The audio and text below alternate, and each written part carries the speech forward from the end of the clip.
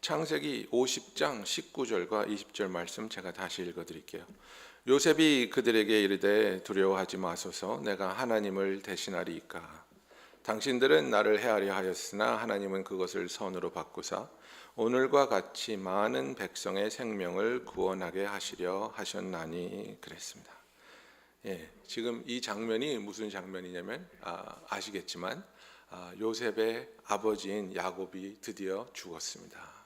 그래서 요셉을 시기하고 미워해서 그를 애굽의 종으로 팔아 버렸던 그 형들이 아직까지도 그 죄에서 벗어나지 못하고 요셉을 두려워하고 있었습니다. 그래서 요셉은 그 17살에 정말 꽃다운 나이에 종으로 팔려가서 보디발 장군의 집에서 약 10년 동안 고생하면서 종노릇을 하고 신실하게 섬겼는데, 그에게 돌아온 대가는 누명을 쓰고 보디발의 부인을 범하려 했다는 억울한 누명을 쓰고 바로의 감옥에 갇혔습니다. 거기서도 신실하게 하나님을 기다리고 하나님을 바랐는데 꿈을 해몽해 준 다음에도 은혜를 얻지 못하고 기다리다가 바로가 꿈을 꾼 다음에야 그가 그 꿈을 해몽하기 위해서 불림을 받았고, 그래서 그 다음부터 이제 애굽을 다스리는 총리가 되었는데, 그리고 나서 기근 때에 자기들에게 찾아온 형제들에게 은혜를 베풀고 온 가족이 애굽에 와서 자리를 잡고 살게 하죠. 그러는 와중에 야곱이 죽은 겁니다. 그런데 이 형제들은 요셉이 자기를 용서했다는 것을 믿지 못했어요. 그리고 단지 아버지가 살아있으니까 아버지 눈앞에서 우리를 죽이지 못하는 거라고 두려워하면서 살았습니다. 그래서 아버지가 죽으니까 이제 우리를 죽이겠구나, 다시 한번 요셉 앞에 와서 자기의 생명을 구하는 겁니다. 그것을 본 요셉의 마음이 찢어졌습니다. 나는 형들을 사랑하고 용서했는데 아직까지 나의 용서를 받아들이지 못하고 이렇게 괴로워하고 있구나. 그래서 이 말을 하는 겁니다. 두려워하지 마소서, 내가 하나님을 대신하리이까. 당신들은 나를 해하려 하였으나 하나님은 그것을 선으로 바꾸사 오늘과 같이 많은 백성의 생명을 구하게 하시려 하셨나니, 이렇게 말하고 있습니다.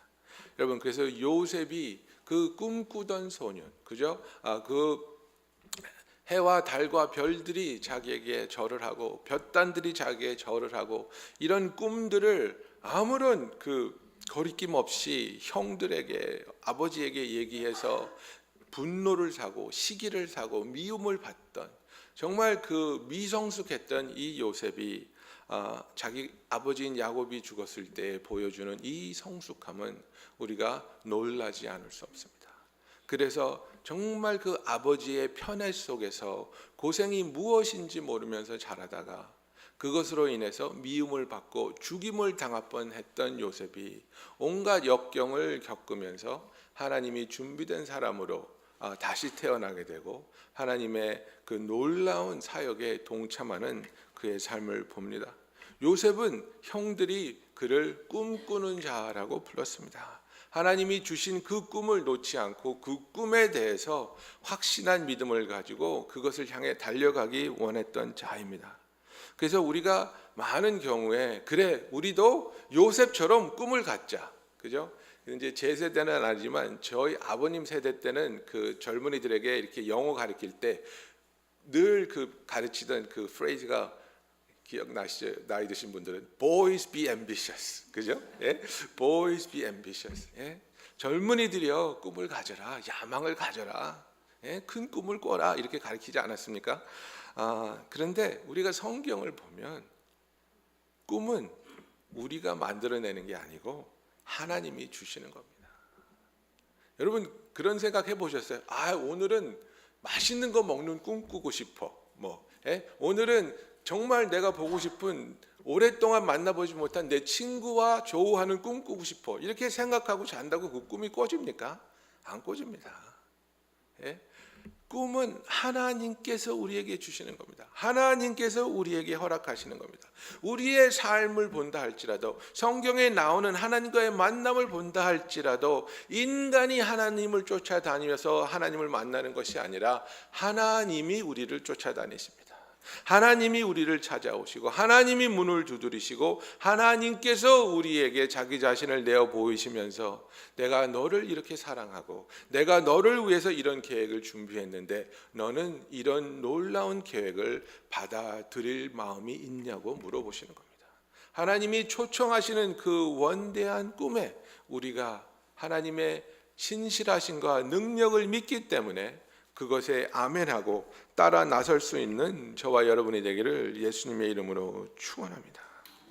그래서 이 꿈에 대한 얘기를 하면 우리는 너무나 쉽게 내가 원하는 것을 하나님께 부탁하면 하나님께서 들어주실 거야.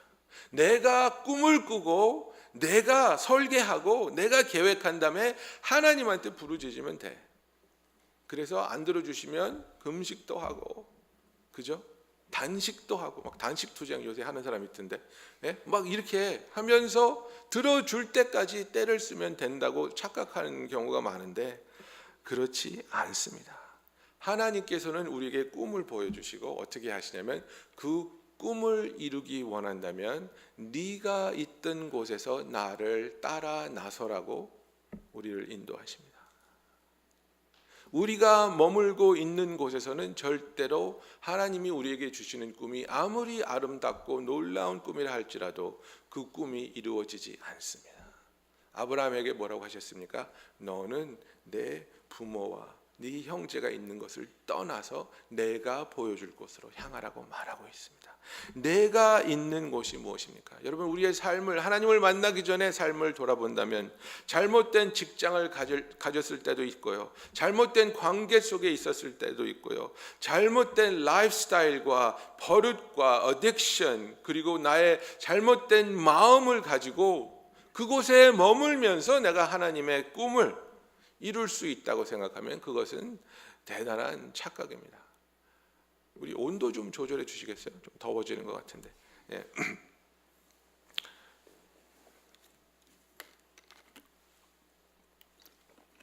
날씨가 좀 추워졌지만 아직도 이렇게 많이 모이면 덥습니다. 예. 그래서 영어로 그런 말들을 하죠. You cannot stay where you are and go with God. 내가 있는 곳에 머무르기를 고집하면서 하나님을 따라 나설 수는 없다는 겁니다. 하나님을 따라 나서기 위해서는 내가 머물러 있는 곳을 떠나는 선택이 있어야 한다는 사실입니다. 그래서 꿈을 이루겠다는 것은 무엇이냐면 내가 계획한 것을 가지고 하나님한테 보여드리고 하나님 이 꿈이 이루어질 수 있도록 나를 좀 도와주세요 라고 하는 것이 아니라 하나님께서 나를 찾아와 주시고 사랑해 주시고 택하여 주신 것을 보여주시면서 그분의 계획을 나에게 보여주실 때에 나의 삶을 하나님께서 준비하신 꿈을 이루기 위해서 그 꿈에 맞춰 나가는 것이 우리가 하나님께서 우리에게 주신 우리의 삶에 대한 계획을 이루어가는 방법이고 모습입니다. 우리는 나의 꿈에 하나님을 데려다가 맞추는 것이 아니라 하나님의 계획에 우리의 삶을 맞추어야 한다는 사실입니다. 그래서 우리가 꿈을 생각할 때 여러 가지 꿈이 있죠. 젊은이들에게도 꿈이 있고 또 나이가 든 사람에게도 꿈이 있고, 그런데 우리의 삶에서 어떠한 꿈이 있든지 간에 이것이 내 욕망에서 내 생각에서 나온 꿈인가 아니면 하나님께서 주신 꿈인가를 우리는 늘 점검해 봐야 할 필요가 있다는 겁니다. 그래서 우리의 삶에 있어서 꿈이 우선적으로 하나님께서 주신 꿈이라면 영원한 가치가 있냐 없느냐를 살펴봐야 됩니다. 내가 가지고 있는 이 꿈이 그냥 이 세상에서 한평생 잘 살기 원하는 꿈인가, 아니면 이 꿈을 통해서 하나님 나라에 영원한 의미와 가치와 기여가 있는 것인가. 하나님께서 주시는 꿈은, 하나님께서 주시는 계획은 하나님의 나라에 영원한 의미가 있고 영원한 가치가 있으며 영원한 기여를 하게 된다는 사실입니다. 내가 원하는 것을 하게 해달라는 것이 꿈이 아니라 나를 통해서 하나님의 계획이 이루어지게 해달라는 것이 참된 꿈이 되겠습니다. 그리고 하나님께서는 우리에게 꿈을 주실 때 하나님께서 정말 세심하게 만들어주신 우리 한 사람 한 사람이 하나님께서 나를 불러주신 그 목적과 이유를 통해서 이룰 수 있는 꿈을 준비해 놓으셨다는 사실입니다. 나를 향하신 하나님이 기뻐하시고 그리고 하나님이 인정하시는 놀랍고 세밀한 꿈과 계획이 있으며 그것은 우리가 하나님을 따라갈 때 하나님이 열어주시는 문들을 통해서 우리가 차츰차츰 발견하게 되고 우리의 꿈이 어느 날 하나님을 통해서 놀랍게 펼쳐질 때 아하, 하나님께서 나를 위해서 이런 것들을 계획해 주시고 이것들을 감당하기 위해서 나에게 이런 세월을 주시고 이런 과정을 주시고 이런 준비를 하게 하셨구나. 세상 사람들이 다 하니까 나도 그것을 해보겠다는 것이 아니라 하나님이 나를 사랑하시기 때문에 나를 사랑하시는 하나님이 나에게 주시는 그 놀라운 꿈과 계획을 하나님과의 관계를 통해서 발견하는 저와 여러분이 되기를 예수님의 이름으로 축원합니다. 세 번째로 하나님이 주시는 꿈은 내가 가진 나에 대한 이해보다 훨씬 크다는 사실입니다. 여러분, 너무나 많은 경우에 우리는 우리 자신을 과소평가하거나 과대평가합니다. 그죠? 우리가 열등의식에 사로잡혀 있든지 아니면 우월주의에 사로잡혀 있든지 그 하나의 동전에 한 면은 열등의식이고 한 면은 우월의식인데 그것을 가지고 왔다 갔다 하면서 어쩔 때는 내 자신을 엄청나게 과소평가하고 어쩔 때는 내 자신을 엄청나게 과대평가하면서 이런 거는 식은죽 먹기지 이런 걸 위해서 내가 뭐 얼마나 노력해야 될 것 같아? 아니면 나는 절대 할 수 없어. 나 같은 사람이 이런 걸 어떻게 꿈꿀 수 있겠어? 나는 못해. 그러나 그 과정을 하나님께서 우리를 인도하시면서 우리의 한계를 우리의 이해를 넘어서게 하시고 우리는 할 수 없지만은 하나님께서 도와주시고 하나님의 뜻이 있기 때문에 이루셔 나가는 것을 그 과정을 하나님과 함께 겪게 하시는 하나님의 무한한 은혜가 있는 것임을 우리가 압니다. 그래서 나는 할 수 없지만 나에게는 불가능으로 보이지만 하나님이 부르시고 하나님이 이끄시기 때문에 그것을 할 수 있다는 믿음이 저와 여러분에게 싹 트는 그런 은혜가 있기를 예수님의 이름으로 축원합니다.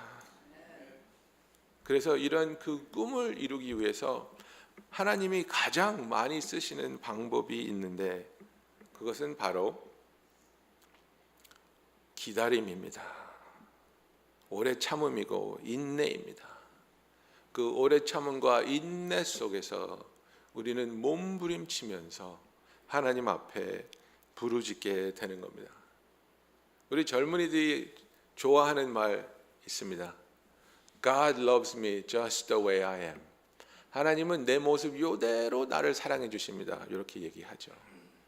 그럼 제가 거기에 대답하는 얘기가 있죠. 그래, 하나님은 네 모습 그대로 사랑하는데 지금 네 모습 그대로는 하나님 나라에 아무 짝도 쓸 데가 없어. 예. God loves you just the way you are, true. But just the way you are no good for the kingdom of God. 그걸 알아야 돼요. God loves me just the way I am, yes. 당연하죠. 우리가 죄인 됐을 때 하나님이 우리를 사랑해 주신다고 말씀하셨으니까. 그러나 우리가 하나님으로부터 쓰임 받기 위해서는 하나님의 용도의 목적의 계획에 알맞은 삶과 인생이 되도록 하나님께서 우리를 고쳐 나가기 시작한다는 사실입니다. 하나님께서 우리를 쓰기 원하실 때에는 리더로서 우리를 쓰기 원하실 때에는 우리를 처음부터 높이는 게 아니라 우리를 낮추신다고 말하고 있습니다. 마태복음 20장 26절에 우리가 잘 아는 말씀이지 않습니까? 너희 중에 누구든지 크고자 하는 자는 너희를 섬기는 자가 되고 너희 중에 누구든지 으뜸이 되고자 하는 자는 너희의 종이 되어야 하리라 그랬습니다. 하나님께서 우리를 뜯어 고치시는 방법은 우리로 하여금 섬기는 자가 되게 하시는 것입니다. 여러분, 요셉의 문제가 무엇이었습니까? 교만한 것이었습니까? 아닙니다. 요셉의 문제는 자기 아버지가 라헬의 첫째 아들이기 때문에, 그죠? 속아가지고 라헬이랑 결혼한 줄 알았더니 자고 났더니 레아가 옆에 딱 누워 있어가지고 얼마나 놀랐습니까? 그런데 레아는 아들을 숨풍숨풍 잘 낳아주는데 라헬은 아들을 못 낳아서 얼마나 마음고생을 했는데 드디어 태어난 아들이 이 요셉입니다. 그래서 얼마나 편애를 했습니까? 다른 아들들은 다 나가서 일하게 하고, 그러나 요셉은 색동저고리를 입혀서 너는 집에서 파티, everyday party time. 근데 이 요셉이 아버지가 최고의 것으로 모든 것을 요셉에게 줬더니 얘가 어디서 잘못됐냐면요, 자기보다 어려운 환경에 있는 사람의 마음을 이해할 줄을 몰라요. 깨닫지를 못해요. 그러니까 교회에서 이런 분들이 있어요. 그 자기보다 어려운 상황에 있는 사람의 형편을 이해를 하지 못해요. 그래서 어떤 분이 이렇게 이번 주에 내 차가 너무 자꾸 고장을 일으켜가지고 고치려고 그 좀 싼 메카닉 찾으려고 갔다가 그 사람이 바가지를 씌워서 막 이렇게 고생했다고 시연을 하면, 집사님 이제는 벤츠 사. 벤츠가 괜히 비싼 게 아니야. 그 정도는 타야지 좀 대접도 받고 그러지. 그러면 그 말을 듣는 사람은 얼마나 마음이 아픕니까? 내가 지금 사기 싫어서 안 삽니까? 돈이 없어서 조금이라도 아끼려고 싸게 고쳐주는 메케닉 찾아다니다가 그 낭패를 봤는데 거기다 대고 벤츠 사라 그러면 그 사람과 그 사람의 그 동떨어진 차이가 너무나도 크게 다가오는 겁니다. 근데 요셉이 그런 거예요. 형들은 매일 나가서 땡볕에서 일하느라고 몸이 새까맣게 탔는데 얘는 얼굴이 뽀얗게 해가지고 와가지고, 형들 왜 이렇게 몸이 탔어? 햇빛에서 너무 오래 있지 마. 뭐 이러는 거예요. 그러니까 형들이 자기를 미워한다는 사실조차 인식하지 못했어요. 형들이 얘를 얼마나 미워했어요? 죽이려고 그랬어요. 자기를 죽이려고 할 정도로 미워하는데 그거를 인지하지 못해요. 자기 세상에 혼자 있어요.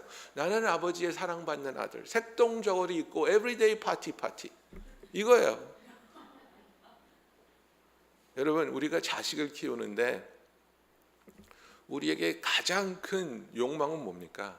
내 자식은 내가 해줄 수 있는 한 최고의 것으로 먹이고 입히고 바를 거야, 이거예요. 근데 여러분, 애들을 그렇게 키우면요, 다른 사람의 아픔을, 다른 사람의 어려움을 이해하지 못하는 젊었던 시절의 요셉으로 키웁니다. 아이들은요, 섬기는 것을 가르쳐야 돼요.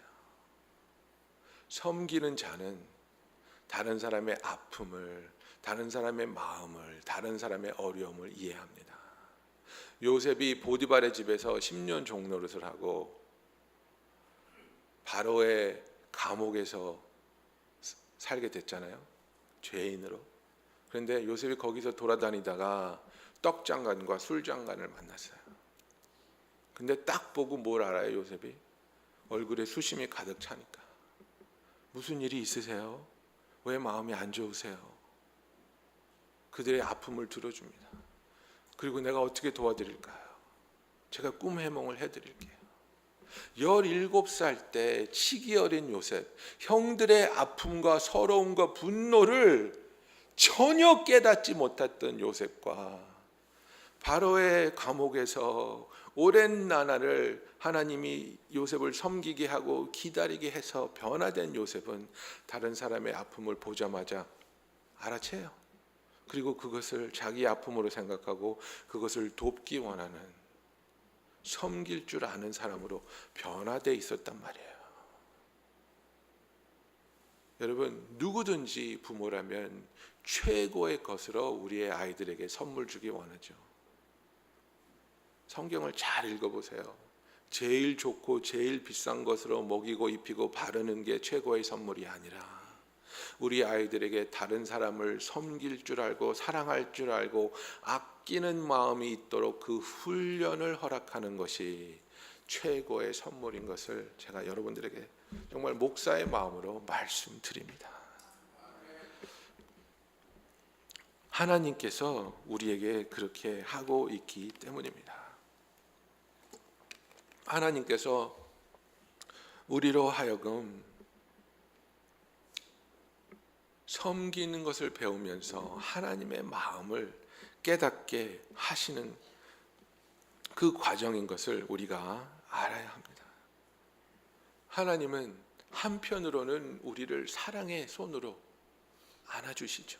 우리가 죄를 지었다 할지라도, 우리가 하나님을 모르고 하나님께 대드는 삶을 살았다 할지라도 예수님을 십자가에 보내시기까지 하면서 우리를 사랑하시고 우리를 끌어안으시고 우리를 품어주시죠. 그러나 다른 한 손으로는 우리를 훈련하기 시작하면 때로는 너무나도 무섭게, 때로는 너무나도 혹독하게 우리를 훈련의 과정으로 집어넣으신다는 사실입니다. 요셉이 아버지의 편애를 받았지만 그 편애 받은 것이 죽임을 받아야 할 만한 죄였습니까? 형들이 일할 때 놀고 먹은 것이 가족들과 생이별을 당하고 종살이하러 팔려가야 할 그런 죄였습니까? 그렇지 않습니다. 10년 동안 보디발의 집에서 최선을 다해서 아무런 사심 없이 헌신하며 종노릇하며 보디발의 그 신임을 얻었던 요셉에게 다가온 하나님의 응답은 뭡니까? 누명을 쓰고 바로의 감옥에 들어가라는 겁니다. 하나님, 어떻게 이렇게 하실 수가 있습니까? 어떻게 이렇게 나에게 험하고 험한 일들을 허락하실 수 있습니까? 하나님께서 우리를 감옥에 집어넣으실 때는 그 안에서 하나님을 바라보고 하나님에 대한 소망을 잃지 않고 하나님을 기다리라는 하나님의 음성입니다. 여러분, 우리에게 제일 어려운, 감당하기 어려운 하나님의 응답이 뭔지 아십니까? 기다리라는 겁니다. 우리가 기도를 막 했는데 하나님이 거기에다가 예스 하고 응답했어요. 그럼 우리 반응이 뭐예요? 할렐루야죠. 아멘이죠. 간증하고 막 너무너무 기쁘죠. 하나님이 예스 했으니까. 어쩔 때는 기도하면 하나님이 노 할 때 있어요. 그럼 삐지고 섭섭하게 하고 얘기하고 막 궁시렁궁시렁 대다가 적응합니다. We get over it. 넘어서요. 좀 실망했다가 실망을 넘어섭니다. 근데 이 기다리라 그러면 정말 우리가 너무너무 힘든 거예요.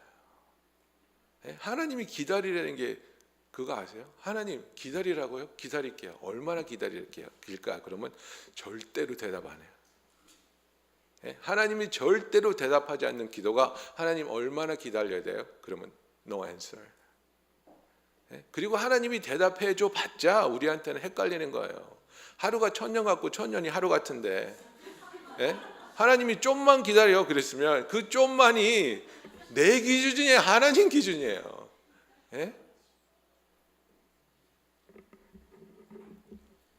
여러분, 아이가 아파서 그 아이의 고열이 떨어지기를, 아이의 혈색이 돌아오기를 밤을 새면서 기다려 보신 적 있습니까? 그거보다 고통스러운 순간이 어디 있습니까? 내 배우자나 내 부모님이 병마와 싸우는데 1년, 2년, 3년을 싸우고 있는데 그 병마를 이겨서 호전되는 그 능선을 넘기까지 그 기다림이 얼마나 애가 타고 괴롭습니까? 하나님이 요셉을 딱 거기다가 집어넣어놨어요. 어디다가 집어넣어놨냐면 바로의 감옥에 가가지고 술장간에 꿈을 해몽해 줬잖아요. 당신은 이제 바로에게 회복될 겁니다. 가면 내 억울한 얘기를 잘 바로한테 얘기해서 나를 좀 여기서 꺼내주세요. 술장간이 당연하지, of course 하고 나갔어요. 일주일이 지났는데 안 오는 거야. 아무도 안 와요. 예? 바깥에서 바로의 감옥으로 누가 올 때마다 요셉이 가서 기웃거렸겠죠. 한 달이 지났어요. 6개월이 지났어요. 매일매일 피를 토하는 심정으로 그 소식을 기다렸을 겁니다. 성경에 뭐라고 되어 있냐면요, 정말 재밌어요. 영어 성경도 그렇고 한국 성경도 그렇고 2년을 꽉 채운 기다림이 있었다고 말해주고 있어요. 예. 한국 성경에는 만 2년이라고 말을 딱 명시해놨어요. 만 2년이라는 건 2년을 꽉 채웠다는 거예요. 영어 성경에 보면 full 2 years라고 써놨어요. 예. 2년에 일주일도 모자르지 않은 104위를 꽉 채운 다음에 바로가 그 꿈을 꿉니다. 여러분, 기다리는 사람에게 2년은 영원입니다. 그 지긋지긋하고 괴로운 감옥 생활에서 벗어나기 위해서 몸부림치고 있는 요셉에게 기약 없는 이 2년은 죽음입니다. 여러분, 하나님은 이 기다림을 통해서 우리를 죽이고 있는 겁니다. 뭘 죽이냐면요, 우리 안에 있는 죄성을 죽이기 원하시는 겁니다. 나의 고집과 나의 아집과 나의 교만과 자만과 용서하지 못하는 마음과 분노, 이 모든 것들을 이 기다림의 시간을 통해서 죽이기 원하시는 겁니다. 여러분, 우리가 하나님 앞에서 은혜를 받고 나면 하나님의 일에 동참하기 원하는 그 열정이 생기죠. 이 뜨거운 마음을 가지고 섬기고도 싶고 가르치고도 싶고 전도도 하고 싶고 무엇이든지 하고 싶지요. 그런데 하나님이 허락하시지 않는 이유가 뭡니까? 우리는 아직 다듬어지지 않았기 때문에. 무엇인가 부딪히면 욱 하고 나오는 게 있기 때문에. 내가 하나님을 알기 전에 살던 나의 생활에서 만들고 있었던 악한 버릇과 악한 생각과 악한 방법들이 있기 때문에. 어떤 목사님이 그런 간증하는 걸 들었어요. 자기가 어떤 전도 훈련을 받으러 갔는데 2시간을 주고 저녁 먹기 2시간 전에 내보내더니 2시간 안에 그 전도를 해서 영접을 시켜야 된다는 거예요. 그래서 그 사람을 데리고 와서 인증을 해야지 저녁을 주고, 인증을 하지 못하면 밥을 안 준대요. 그래가지고 목사님이 너무나도 애급하게 돌아다니면서 막 전도를 하려고 했는데 길에서 전도하면 누가 듣습니까? 안 듣잖아요. 너무너무 급해가지고 배가 고파서 한 끼 먹겠다고 초등학생애한테, 야, 너 예수 믿어볼래? 예수 안 믿으면 지옥 가. 그랬더니 얘가 얼마나 악한지, 아니요, 나 지옥 갈 거예요. 그리고 갈라 그러더래요. 그래서 얘를 못 가게 하려고 손목을 잡았대요. 다급해서. 야야, 그러지 말고 아저씨 말 좀 들어봐. 그러니까, 아저씨 놓으세요, 나 집에 간다는데 왜 그래요? 그러니까 화가 나가지고 뒤통수를 딱, 아저씨가 얘기한다는데. 그러면 그 애가 전도가 되겠습니까? 안 되겠습니까? 뭐가 나온 거예요 지금? 전도하겠다는 마음이 나온 거예요? 아니면 자기의 옛사람이 자기가 이루고자 하는 것을 이루겠다는 옛 모습이 나온 거예요? 여러분, 우리가 너무나 많은 경우에 다듬어지지 않은 그 하나님의 손길을 거부하면서 하나님의 일을 하겠다고 나서기 때문에 나와 내 주위 사람들에게 엄청난 상처를 주면서 우리가 난항의 난항을 거듭하지 않습니까?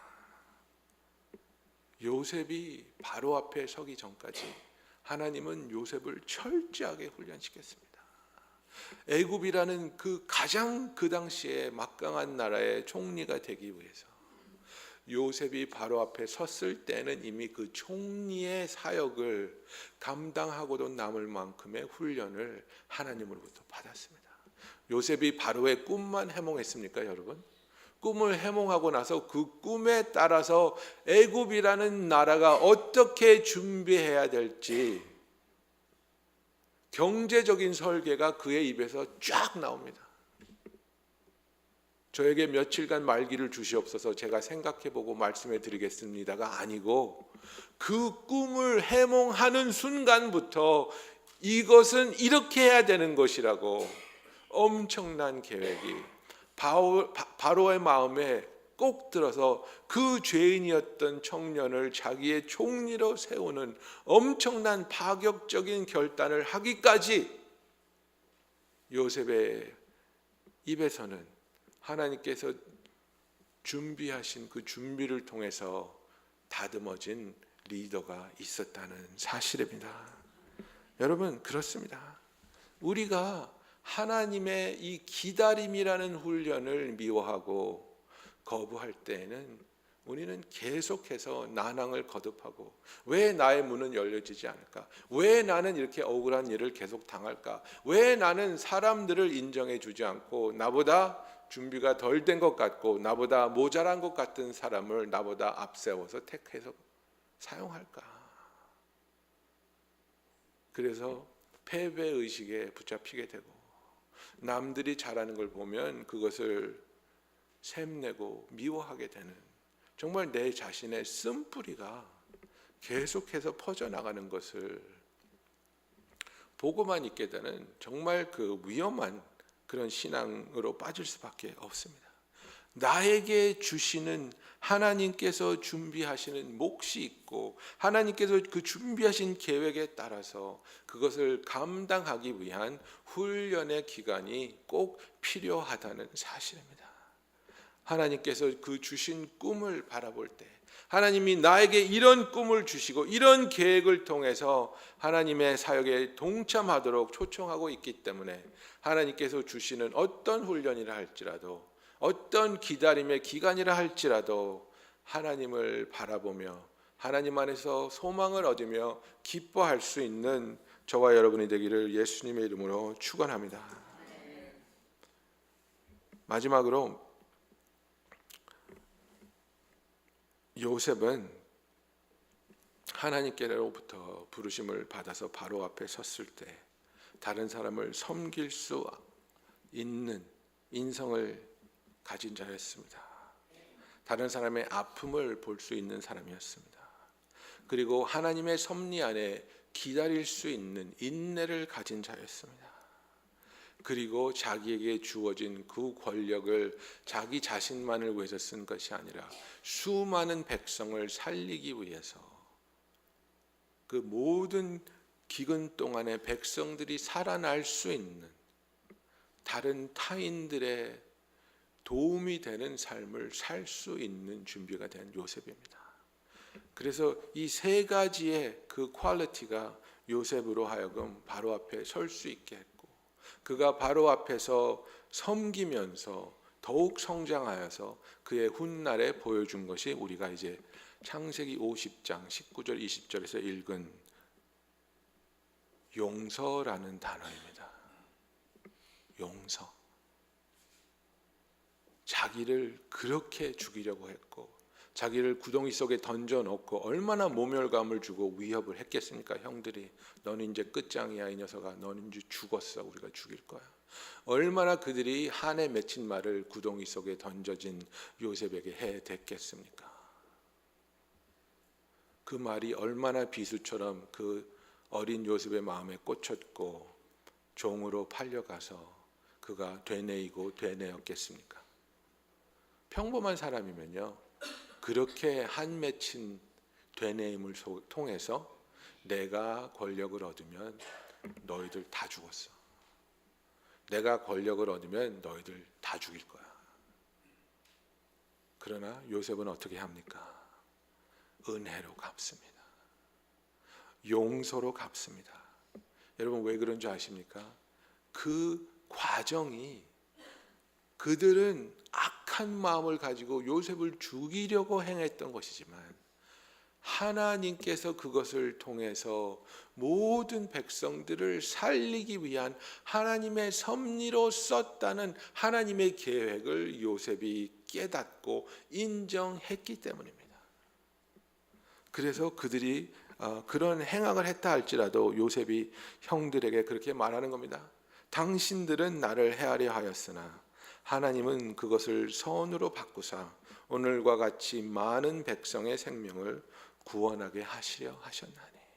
당신이 나에게 아픔을 주었지만, 당신이 나를 배반하고 당신이 나를 비참하게 만들었지만, 그것을 통해서 내가 하나님을 바라보게 됐고, 그것을 인해서 내가 하나님께 부르짖게 됐고, 하나님의 은혜와 하나님의 치유와 하나님의 사랑을 경험하게 되어서 내가 오히려 그것을 통해서 하나님께 더욱더 가까이 나갈 수 있었으므로 나는 당신을 원망하지 않습니다.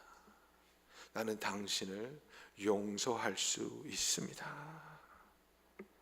여러분, 우리가 감정에 치우쳐서 감정을 컨트롤하지 못하는 사람은 참된 성인이라고 할 수 없습니다.